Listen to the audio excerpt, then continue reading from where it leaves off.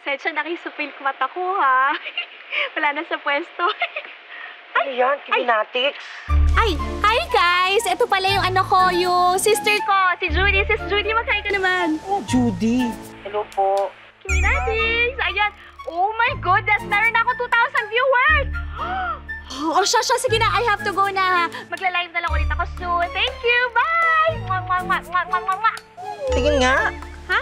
Ano ba yan? Ano ba yan, sis? Anong Kiminatics to? Oh, Tapos kapangalan mo pa si Madam Kim Yu. Sa dami mong followers. Ano? Nagpapanggap pang ikaw si Madam? akin na nga yan. Hindi ako nagpapanggap, no? Si Madam Kim Yu. Ako, Kimi. Oh, hindi parehas yun. Hindi ako nagpapanggap. Screen name ko yun. Aray, Pilingera ka! E paano mamaya matanggal tayo sa trabaho? Ako pa man din nagpasok sa'yo dito. kang overthinker dyan. Hindi naman nagagawin sa gantong video platform yung boss natin eh. Tsaka isa pa, pagbigyan mo na ako. Alam mo naman na hanggang ngayon, hurting pa rin ako sa pag-iwan sa akin ng ex ko, di ba? Over dun sa babaeng mayaman na rason niya sa akin na kesyo daw hindi kami parehos pwedeng magutom. Ayun, ending, hinarin niya yung pagpo-post niya doon, pagpo-flex niya doon sa girl lalo niya, na sa mga trips nila, yung mga bags nila, sa social media, nagpapakasasa sila sa karangyaan ng buhay. Samantalang tayo ito, nagkukumaus tayo, napilitan tayong, nagkalayo tayo sa isa't isa para lang magtrabaho.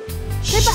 Ang dami mong ebas. Ikaw naman pala maraming sinasabi eh. Ading ko, sa tingin ko naman, hindi pa rin naman siguro tama yung magpapanggap ka. Di ba? E paano kung malaman niya ni Madam? Eh, alam mo naman si Madam, may kaartihan lang yun, pero mabait din naman yun. Ayoko rin naman matanggal sa trabaho, no? Bagay. Shasha, sige na, huwag ka na magalit manang ko, please. Ititigil ko na. Soon. Habang wala lang si Madam, sakyan mo muna ako. Okay. Okay? O, umahon na tayo. Kesa malunod ka dyan sa mga ilusyon mo. Maglinis na tayo. Bilis!